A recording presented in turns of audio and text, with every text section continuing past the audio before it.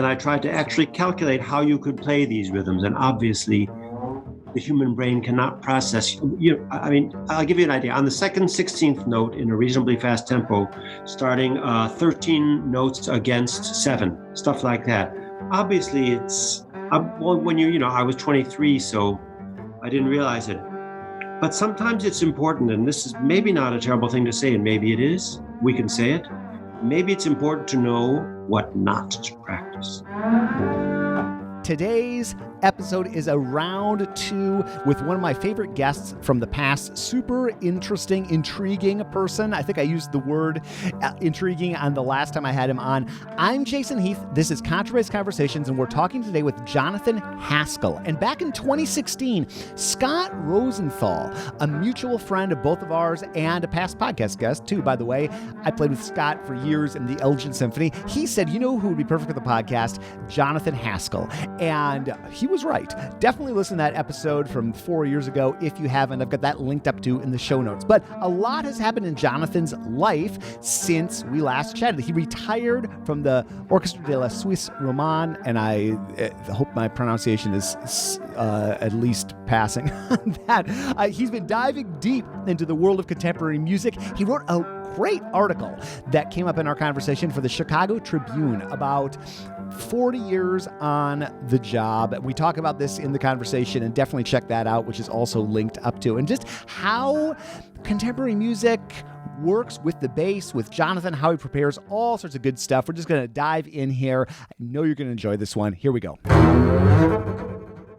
Hi everyone, this is Trevor Jones, Jason's colleague at Contrabass Conversations and the Double Bass blog. I am here to introduce you to my new podcast that I'm hosting, The Scholarship Roadmap. It features the voices of professional musicians, musician entrepreneurs, and student musicians. This podcast is in support of my music mentorship program for student musicians pursuing careers in music, also named The Scholarship Roadmap. You can find the podcast on all podcasting platforms at thescholarshipRoadmap.com, and you can connect with me on Facebook and Instagram at The Scholarship Roadmap. Thanks, and I'll talk to you soon. So you and I got connected by Scott Rosenthal. Exactly. That was what? Was that in 2016, 2017? It's been a few years at this point. I don't remember exactly. I would say 3 years. Okay. And maybe yes, whatever. Yeah, something like that. And how many years have you been out of the orchestra now? A couple years or 1 year? 1 year. Oh, exactly just 1 year. Wow. Like to the day.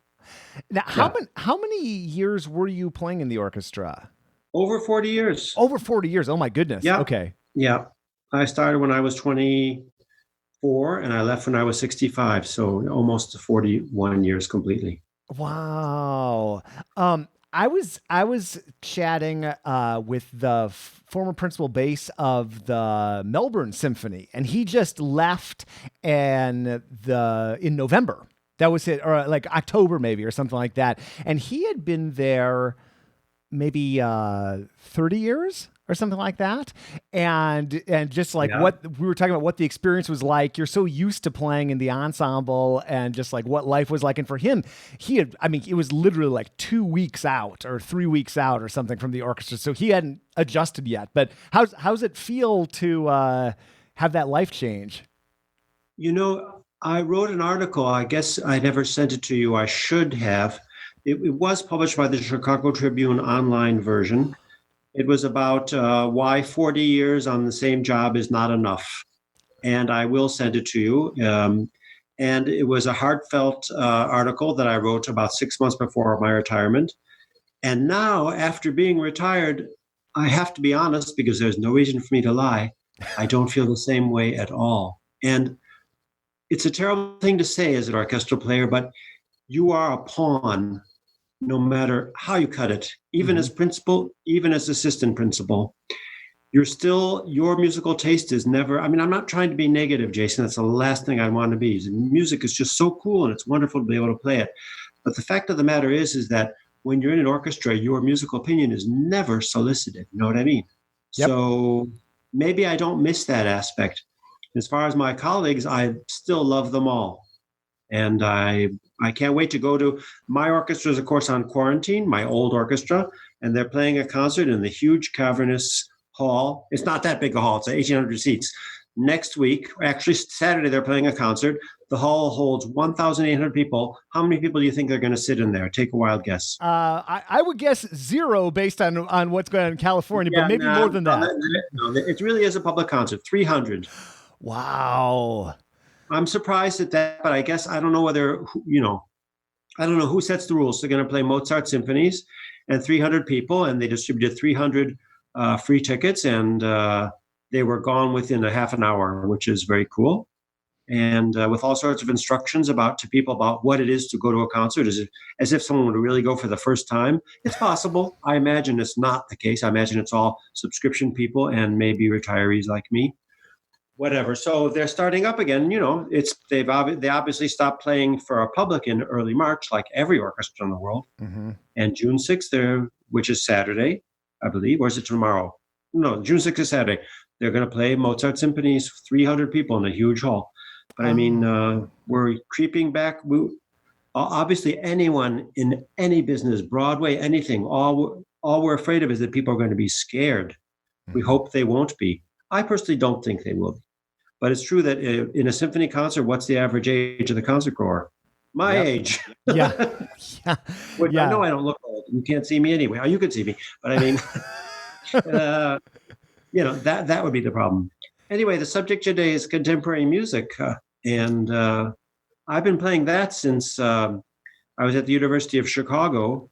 As an undergrad, I was a French major then, but I was in the civic orchestra and there was the University of Chicago, the Contemporary Chamber Ensemble, and I always wanted to do it because I wanted to compose. Perhaps I did compose a little bit, but I just find it so hard to put note to paper, to notate it, Mm-hmm.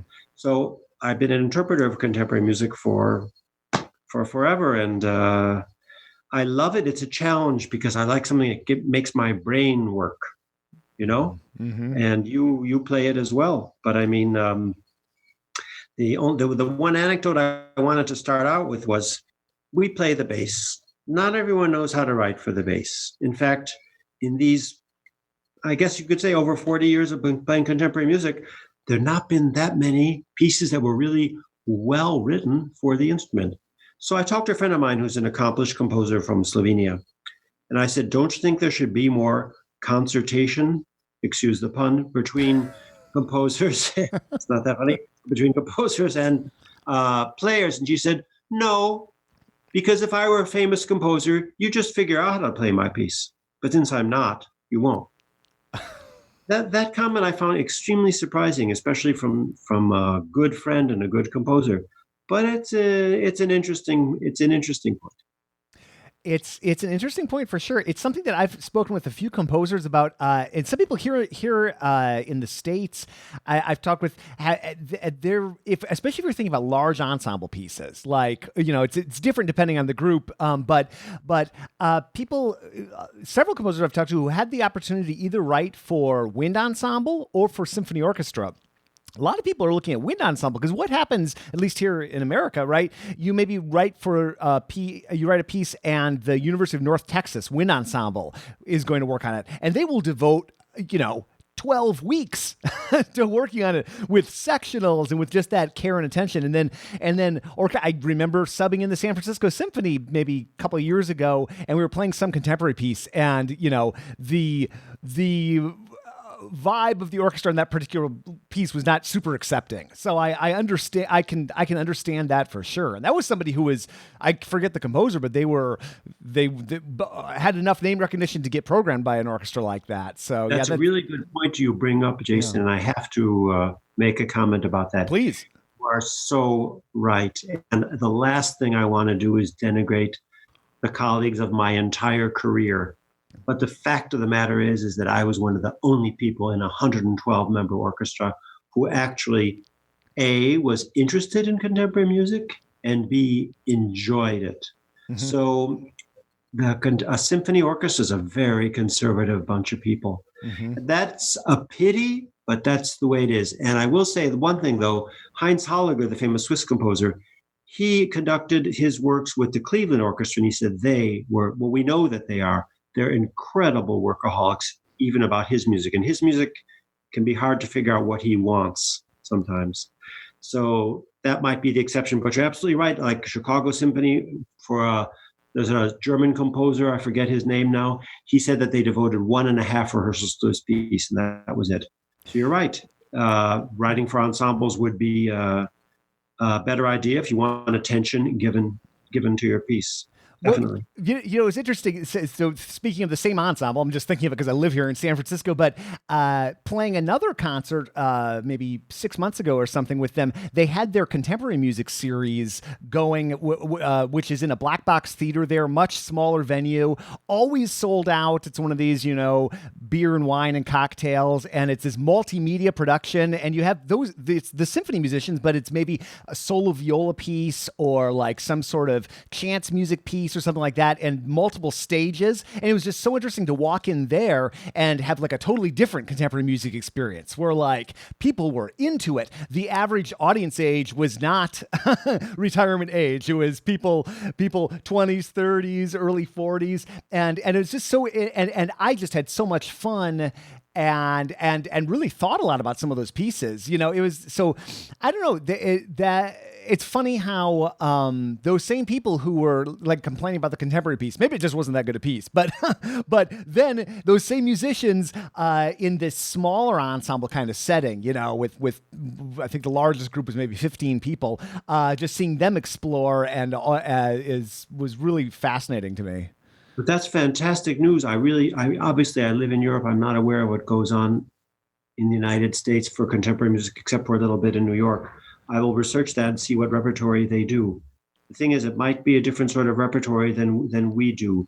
But obviously the contemporary music centers are still Vienna, Berlin, and Paris. And you have huge publics there, and of all ages. Oddly enough, in Geneva, we built up our public in the year 2000 when we did a big festival to celebrate the millennium. And the age is still much too old. And I cannot explain that, but it is. I don't know what to say. Be that as it may, contemporary music, well, a few things I wanted to share with you. The first time I played professionally contemporary music, I guess, would be when I subbed with Pierre Boulez's ensemble when he was there in Paris. And there was a piece by Xenakis, and it was notes all over the place and rhythms, septuplets beginning on the second triplet and 1,000 times worse than that. And being the conscientious guy that I am, I went and found the score because I know how to read music. And I even went as far, I had the time, then I was a student, and I tried to actually calculate how you could play these rhythms. And obviously, the human brain cannot process. I'll give you an idea. On the second 16th note in a reasonably fast tempo, starting 13 notes against 7, stuff like that. Obviously, it's when I was 23, so I didn't realize it. But sometimes it's important, and this is maybe not a terrible thing to say, and maybe it is. We can say it. Maybe it's important to know what not to practice. And I don't say that because I'm a lazy guy, because I ain't. I'm not. But there are things that you're better off. You're better off going with the flow, if I can say that. Yeah, no, it's a great point. It's a great point. And I love that you bring up Boulez. My wife, who is sitting in the next room, who's a radiologist now, but in a former life was a harpist, talking about Pierre Boulez, she was playing on the Chicago Symphony's Music Now contemporary series. And it's one of those things where I think you get paid $600 no matter how hard the thing is. So a lot of Chicago Symphony musicians opt out. So she was playing harp, and it was Derive with Boulez conducting, which Derive is, I don't remember how long it is, but it's like, to an untrained ear, it's like total chaos, for and the amount of practicing she did on that and those rhythms you're describing, it was like unbelievable. I remember talking to the bassoon player, again, a sub for working on that. And so it's like what to practice and what not to practice. It's an interesting thing to think about. Well, yeah. One last comment along that line. There's a famous composer who taught in San Diego, Brian Ferneyhough. Ever hear of him? No. He's going to be an older man now, and he probably left San Diego maybe 20 years ago. Anyway, he's a big name in contemporary music. He doesn't write rhythms like the Xenakis I told you, but not far off in terms of complexity. And the page is black, and it's always small values, everything in 32nd notes and 64th notes and stuff like that. He knows how to write for every instrument, including our instrument. That's fine. No problem there. He wrote string quartets, and there was a string quartet called the Rdt String Quartet, which premiered the first 3 quartets. And I was having a glass of wine with Brian Ferneyhough, and we were talking, and he brought it up, and he said, yeah, Jonathan, my first quartet, they took 3 months to learn that piece. And the second quartet, they took 3 weeks to learn that piece. And the third quartet, it took three days to learn that piece. And he said that. So there. Wow. And I also asked him, why do you write in such small values? The page is black because it's all 32nd notes. He said, it wouldn't sound the same otherwise. He wants you to more or less panic, quote, unquote. He never said that word. But I mean, not everyone. And then when you hear his music, however, I will say, untrained ear, I don't have, so I cannot say. There's quality there. That's all there is to it. There's quality. Because I remember, I don't see why we shouldn't tell the truth on this show, because there's no reason not to lie, and I don't remember the composer's name anyway. At this same festival in a previous year, I played a piece by a Scottish composer, which was also black, but totally incorrectly written for our instrument, up and down the fingerboard in 32nd notes, nonstop for an entire page. So the conductor never bothered me. The composer came and listened to our dress rehearsal, didn't say a word aside from bravo. I really shouldn't say this, but I did. So what did I do? I did the best I could, and I moved around an incredible amount. Nobody could possibly know what I was doing, and needless to say, I got many compliments from musicians after. But this was not a well-written piece by any sense of the term. Well, anyway, that psychology of the written page is so interesting. I mean, in anything, even just like things written to look like the page is black, and what that does to the musician, versus in contemporary music, people explore it even more. Like we could think of George Crumb's scores as like an obvious example. But I always think that's really interesting how things are presented and how that affects the performer's psychology, or the performer's just like approach to that piece. There's a bassist named Paul Cannon who plays for Ensemble Moderne now. I believe I'm getting that right. I've had him on the show, and he's filmed a few videos that I think are just so fun because it's what's it like playing bass in Ensemble Moderne, and I think it starts with him like playing kazoo and cymbals are crashing behind his head, and then it's just a close up of him playing these bass parts it's like all the weirdest parts of what they do, essentially. But it's just so interesting. I think like, wow, what a fascinating, diverse sonic and performance textural world, somebody like that lives in. Never bored. Yeah, right. Is this all on YouTube or what? Yeah, it's all on YouTube. I'll send you a link. He's put out a few of them, but they're very it's pretty cool. Yeah, I had to play a Jew's harp. That is so hard to tune, stuff like that. But it's fun trying. And melodica, you know what a melodica is? Remind me. I know the name. It looks like a piano, little tiny piano keyboard, like about a foot long, and you blow in it to make noise. Of course. Yeah. Right. That was fun. Anyway. Wow. No, I mean, what emotions does contemporary music bring out in the human being? Cannot say. You can't say. Other emotions is all I can say. Other emotions. Why should you like it? I don't know. Why do I bring this up? Because one of the courses I was auditing at the University of Geneva was on the novels of Samuel Beckett, which he retranslated into English. And they are so hard to read, it's beyond belief, even though you understand every word in it, because it's not that it's one sentence that lasts for 4 pages, although the end of the novel might be. It's that he just doesn't stop talking. And I made the point in class, because I'm the only non-English major who was taking the class. I was an auditor. I said, what's successful in the world of contemporary art? art. In other words, visual art. People go to museums, they love it. They look at it. They can look at it for 10 seconds, decide whether they like it. They can look at it for a minute and decide whether they like it. They can look at it for 10 minutes. And then what comes next? Well, certainly contemporary literature, because there's so many doctoral candidates who've written so many things about contemporary literature. It's true that I don't think you or I would ever get through any of this stuff, especially look at Beckett someday. Look at the book called The Unnameable. I mean, you'll give it up immediately. Nonetheless, he's a name. And then what works the least well in contemporary culture? It's unfortunately what we're in, music. Why? Because you got to spend 40 minutes to 2 hours there. Yeah. That's why.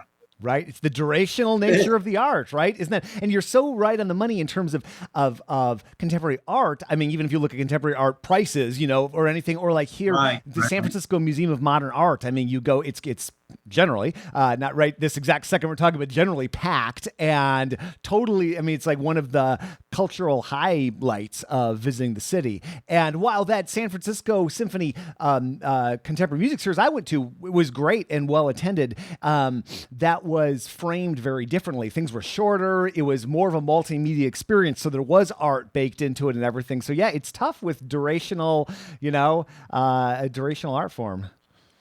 Yeah, I mean, we're lucky. We still do have the public in Geneva. I don't know how, but like I said, they're a little too old and they won't last forever. It's funny because we have a conservatory in Geneva. It's called something else now in French. I won't bother to tell you what it's called. It doesn't matter. It's the conservatory. The students, the composers, don't even show up. I mean, it's like they just stay in their own little world. Wow. But we'll see. We'll see. Huh. Well, I love that you got into this as a student at the University of Chicago, which I'll bring up my wife again, so she went to I don't remember if we talked about this when we talked last, but she went to medical school at the University of Chicago. So we were living in Hyde Park, and I just love, I always enjoy going back there and soaking it all in. And I know I can imagine what the undergraduate experience must have been like there, which I would characterize as pretty hardcore in terms of yeah. So wow. There are people who read Schopenhauer as freshmen, stuff like that. Not at all my field, but there were some very well-read people there. It's certainly a very good school, and I enjoyed Hyde Park a lot. What was the contemporary music scene like in Chicago back in these days? If you were aware enough of what was going on then, or like what, and then while you've all those years in the orchestra, how were you able to be involved in outside projects in terms of contemporary music? I mean, I know you did and do so many things, from conducting to writing amazing murder mystery novels to all sorts of other things. Oh yeah, that. Well, at the University of Chicago, I can't remember the guy's name now. I remember his first name, but he did find Ralph was his name. He was a composer. We can look it up. There was an ensemble. We're talking about the 70s now. That's how old I am. Yes, the early 70s. And that ensemble was the most active contemporary music in the state or the area at the time, and made several recordings. And my composition teacher there, because I was studying composition, I remember at least his name, which was William T. McKinley. And so there was a scene going on there. And then afterwards at Yale, when I studied music, there was certainly Arthur Weisberg was there as a teacher. And Arthur Weisberg, I mean, I realize all these people are now a completely different generation. I know that. But he had the Contemporary Chamber Ensemble in New York, which was at one time the most recorded ensemble in the United States, for sure. So he was there as teacher of contemporary music. So it's not like nothing was done. And then in Geneva, there is the ensemble with which I play, Contrechant, which was founded in the 70s, and I playing with them at least since 1981. Wow. And we're still going strong. We're supposed to do a tour to Mexico, which naturally with the COVID fell through. It was supposed to be in September. I was sad about that. But we have a young new director named Serge Ville, and he has a lot of ideas. And maybe we'll do some of the multimedia stuff. I will tell him to research what you mentioned in San Francisco, if that works. Yeah. I back in Chicago, I played some contemporary music off and on over the years. I was playing in a group in Milwaukee, actually, called Present Music. Don't remember when it was founded, but it's at least several decades old. And I was preparing a piece. The composer's name escapes me, but working on the bass part, trying to do some research. This was, I think, maybe early 2000s. So I don't even think YouTube was a thing yet. And I remember in my part, it said all of a sudden chimes, and I thought, chimes? That's an interesting misprint. And then I get to the, and then at some point I become aware, I do need to play chimes. So I got a crash course from a percussionist, and I was more stressed out about that chime note than probably anything else that year.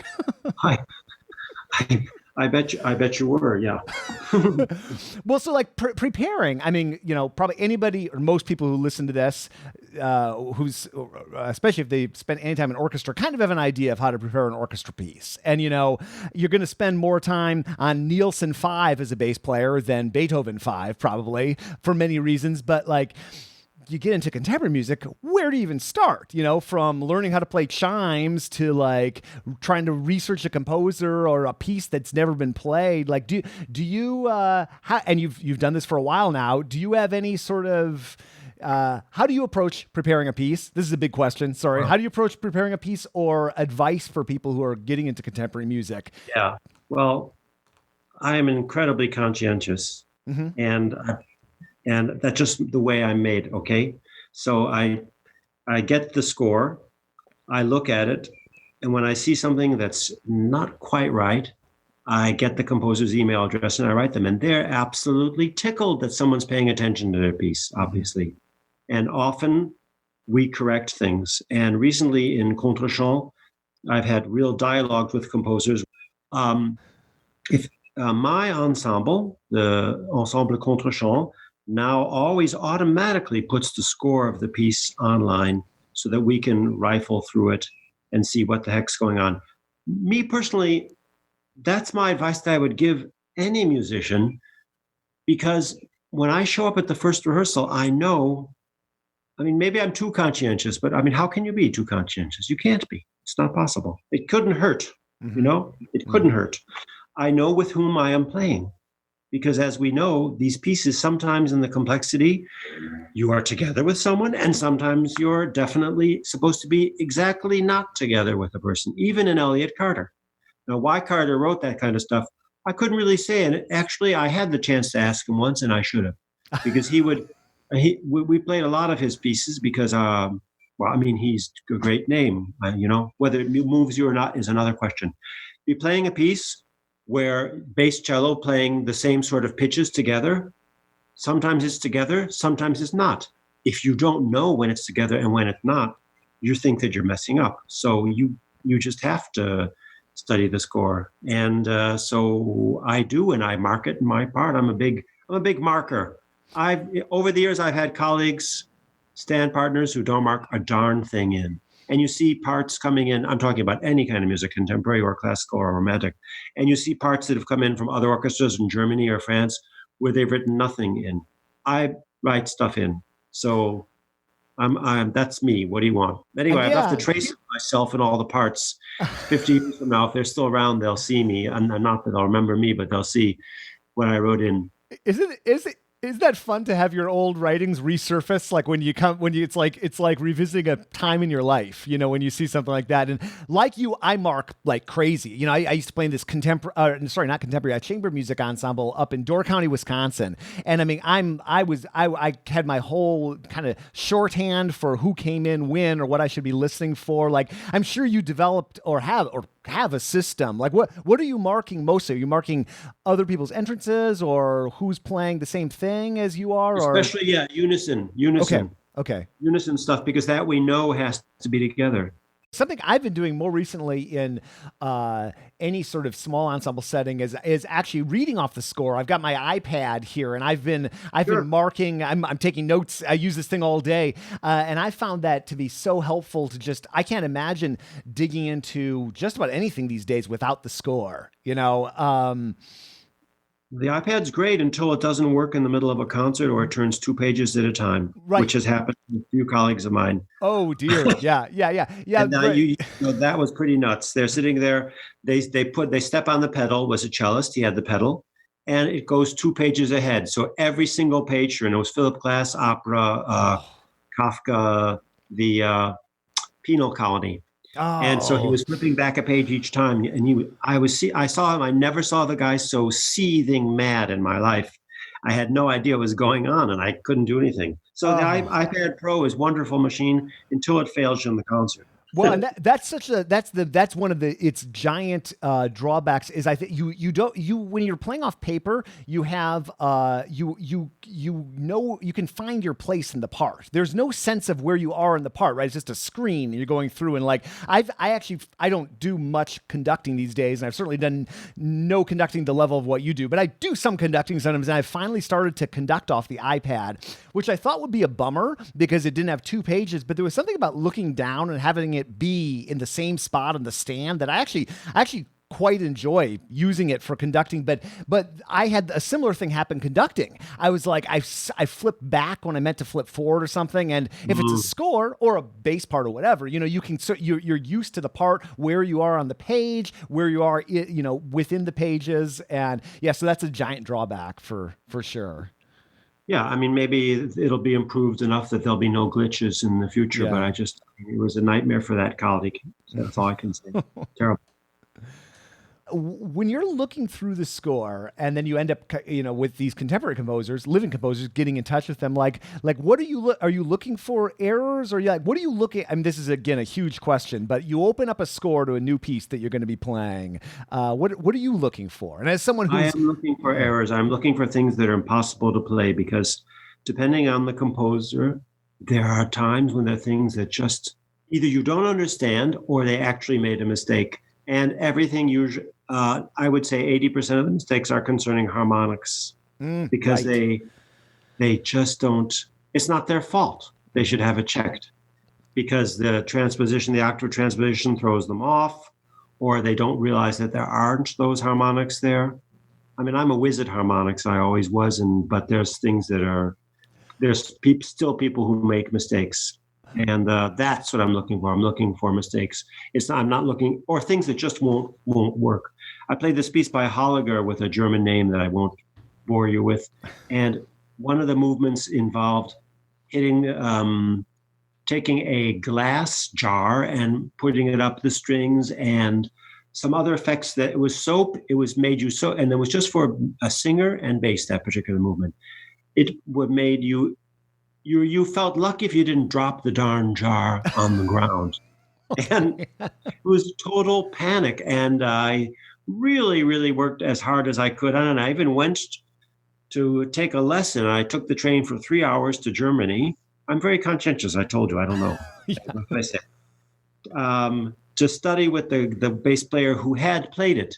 And he showed me and all that. And then after the concert, a percussionist said to me, "That was great. It really looked like it was improvised." So I don't know what to say. I guess that's fine. What it is. Yeah, that might be a compliment, actually. That is dedication. Taking a multi-hour train ride to get a lesson on glass playing. I want to do things right. Yeah. No, it's true, because it was really hard to understand. There was a tape of it. Okay, I mean there was a recording of it. There's no problem. You could hear what was going on, but you couldn't see what was done. But Holliger, he's way out there.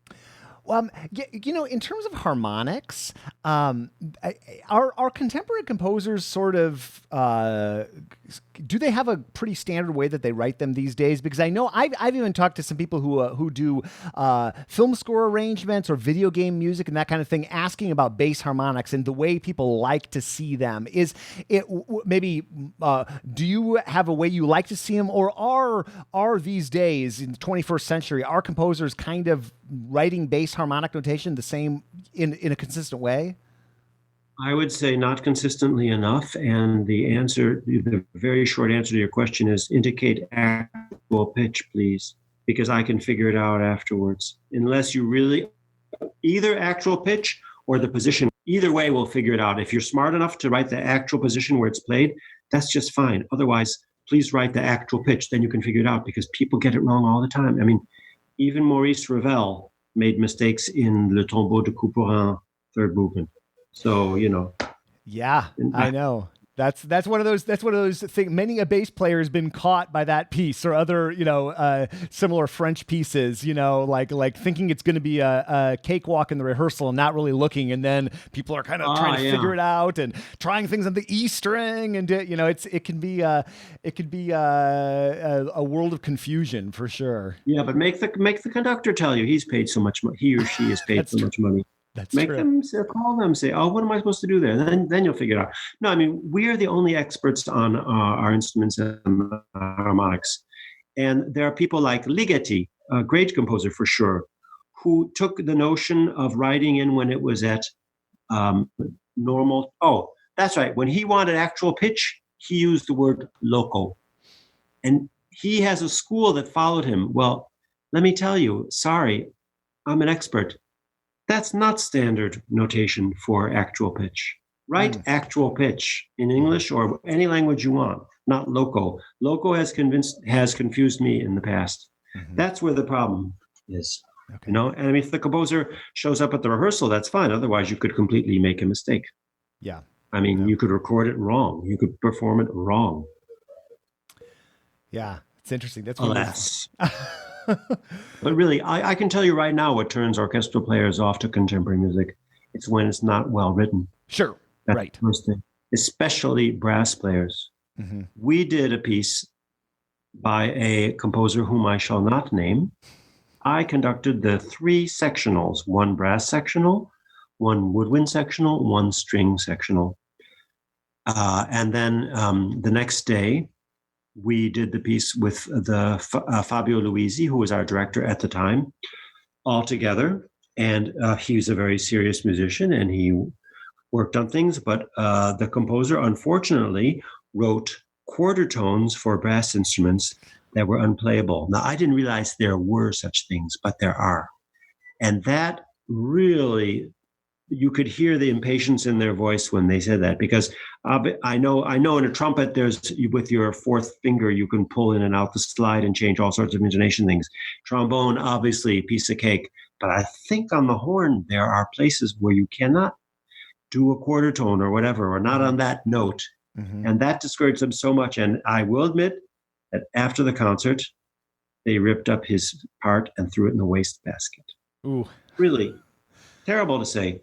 Terrible. Yeah, there's one where there's a good example for any composer. When in doubt, ask someone who knows. Ask get on that phone or find a time. That's how I started the conversation with you, and you see what my friend said. But it's true that there are places when you're in big trouble if you haven't asked. Yeah, it's true, and that was one. I have a friend named Brice Posé, who's a composer and a good. I don't know that he's had much done in the United States, but he did have pieces done in Vienna. And in Vienna, they have special wind instruments, which I wasn't actually aware of. Their oboe is a different gauge oboe or whatever. And it has, I believe, a different set of keys. And believe it or not, there are trills you cannot play on that oboe. So You write a piece that's going to be performed by the Vienna Phil. You've really won points if you've known not to do that. Now, of course, that's rather esoteric. But of course, if you have the honor to get a piece done by the Vienna Philharmonic, I'd say you darn well better know that kind of stuff. Otherwise, there are glissandos that are impossible. And the trombone, that I've known since I studied composition. I mean, that's in most orchestral books. But the thing is, you don't want to bum musicians out. It's true. They're paid good money in these orchestras. Nonetheless, you want to get things as perfect as possible. I say dialogue with the players if possible. I mean, Brahms certainly asked Joachim all about the violin concerto. That was then. Right. Where did you study composition? Were you studying that at University of Chicago or at Yale? At University of Chicago. Okay. At Yale, I had already, I guess, given up that. I guess, I could have, but I didn't. It's true. Who was the composition teacher at Yale? Maury Yeston. Yeah. No, I didn't study composition at Yale. No. Okay. I mean, it was always a dream of mine, but like I said, notating music on paper is really hard. Yeah. Even with the Fidelio and whatever the greatest program is available now. It's really hard to know what you're hearing in your head to write it down. For me, anyway. Yeah. It takes a lot of time. Yeah, for sure. For sure. Obviously, the thing is, to write for your own instrument, that I still could do. I'm not dead yet. Maybe I'll do it. I apologize for missing that Tribune article. I can't wait to check out what you wrote for the Tribune. Oh, thank you. Yeah. Well, no, but I mean, it was only on the online version. It was supposed to be printed, and then some much more important article came up, and they never printed it. And when I finally asked them, I said, "Where's the printed version?" It was over a month afterwards, and they said, "We're not going to print it if it's already been on the online version." Oh, so whatever. That's interesting. Well, however, I changed my mind completely about what I wrote, but that doesn't matter. Once an author has written something, it doesn't belong. Camus said that, I believe. Yeah, no, that's good. Well, I don't know if you've written. You should write a part 2 to that about how you're feeling right now, because that's super. Yeah, except for the fact that it's a bit of a downer to say that you're not unhappy to not be a pawn anymore, and that even if you're in a great orchestra and assistant principal, which is better than nothing, and in a wonderful country and all, that still you don't miss it for the simple fact that as your musical opinion is never asked in an orchestra. That's the nature of the beast. So I don't know whether I want to I don't know whether I want to put such negative thoughts to paper. I don't know. I don't know what people who are going to read that are going to say, Already I have friends who told me for the first article, they said, no one's going to want to know what it's like being in an orchestra because it's such an elite and elitist thing. It's true. It's marginal. Yeah. Anyway, it's one of those. I'm fascinated by professions where you can be somewhere 40 years. It's so rare in our current world. Might even get. But I thought about that. I taught public school for about 7 years at a certain point in life, and it was interesting. That was another profession where I was working with people that had been there 30 years, 25 years, and then now I'm out here in San Francisco, and like if anybody's been somewhere 18 months, they're looking for a new job. It's interesting to, I find work environments or, whatever you want to call it, fascinating where you're a tenure of decades, Sure. Well, I certainly never got tired of the music. I can tell you that, nor did I get tired of my colleagues. And I just love the young people. I love hanging out with the young people. What could I say? I still do. At the University of Geneva, I'm auditing courses on Zoom or in person, and they're under 25 years old, and I don't care. I guess that's my mind. I guess I'm still that age. That's a lot of us are. I know. Yeah. It's interesting thinking back about the orchestral world. You have so many different generations interacting in at least in the orchestras I've been in or I've subbed in. So you'll have people who are 60, certainly here in the States, or into their 60s, even here in the States, and people that are 28, 25, and they're going on tour together and they're working together. And yeah, that's true in a lot of other jobs, but I don't know. All these tech companies here in San Francisco, if you're over 30, that's extremely rare. So I don't know, maybe there's something about just like, and then working with conductors or maybe even older than that, or young, it is. It's not a diverse work environment in a few ways, but it is in some other ways too. And I think age, at least in the orchestras I've been in, is one of those ways. Sure, but the universality of music, it's there and it plays a role for sure. And in my old orchestra, there were never fights between young and old colleagues, so that was fine. It was a nice atmosphere. Not too many pretentious people. You go to other countries. Germany, for instance, where people really think they know what they're talking about, it can be a different kettle of fish. Yeah. In Geneva, my orchestra, there are almost no Swiss people in it. You should know that, even though it's in Switzerland. Switzerland does not manufacture enough musicians to people its orchestra. So we had at one point up to 14 or 15 nationalities, and that's quite common, And that's part of the fun. Yeah. Bulgarians, Romanians, Japanese, Spanish people, everyone has their different characters, and it's fabulous to work with them. Really, it was fabulous to work with them. Well, it's so interesting. I love those kind of melting pot experiences or ensembles like that. And I know like some in Sweden too, Gothenburg. I have several friends that have played in that orchestra, and that seems to be a bit like that too. Well, one of these days, Jonathan, I'm going to get to Switzerland. I haven't yet, so I'd love to meet up in person one of these days after our current pandemic is over. I'm long overdue. Someday, don't worry. Yeah, I'm long overdue for a visit to that part of the world. Well, this has been great. Thank you.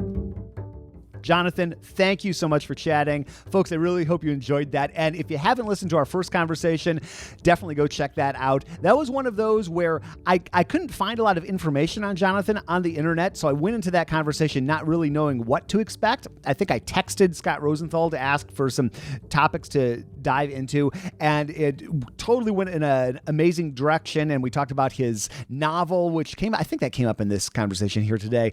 But very interesting person. One of the reasons why I find doing this podcast so satisfying, just carving out time to talk with interesting people in different walks of life, different parts of the world, different areas of specialty. And it continues to amaze me how much commonality I find with these guests. Jonathan and I, our Venn, I've been using this phrase too much, but if you think of the Venn diagram of what we do, there's not a whole lot of overlap there. There's a little bit. We're bass players, but live in different continents and work in different areas. And he was 40 years on the same job, and I can't hold a job for more than a couple of years to save my life, except apparently doing this podcast. But it's just one of the cool things about doing this. I would say, if you're thinking about doing a podcast, on the one hand, I say it's such a great self-improvement project. Do it. On the other hand, it is the project that takes the most work for me. There's so many little steps with a podcast, more so than shooting videos. But, there's something about this long-form audio that just feels a little more authentic to me. And I mean, I watch a lot of YouTube these days. Maybe I'm going too far. I'm probably watching too much YouTube, and there is a lot of authenticity there, but it is, I don't know, there's something about the audio medium and how I just feel like there's no limit on time or where we can go or what we can talk about. I'm not really particularly concerned with how any individual one of these podcasts performs. I don't really think of it in terms like that. You've heard this a lot if you got into the end here, because you're definitely probably someone who likes the podcast, but I really do think of it as a way to carve out time for something I should be doing anyway. So the byproduct of something I'm just doing in my life that I think is helping me grow is this podcast. And again, sorry if you've heard that a lot. I probably need to change up the wording on that. Okay, I'm going to escape this outro and thank the team. Michael Cooper, Steve Hinchy, Mitch Mooring, Trevor Jones. Did I mispronounce Trevor's name? Sorry, man. Trevor Jones and Krista Copper. If you enjoy that theme music, Eric Hochberg and I played that as a duo back in the mid-2000s, and I'm a big fan of Eric. I got his site linked up in the show notes. And if you're looking for a bass, Mitch makes great basses. If you need some work done, he's just east of Dallas, Fort Worth. MitchMooring.com. I'm your host, Jason Heath, and we will see you again soon for more life on the low end of the spectrum.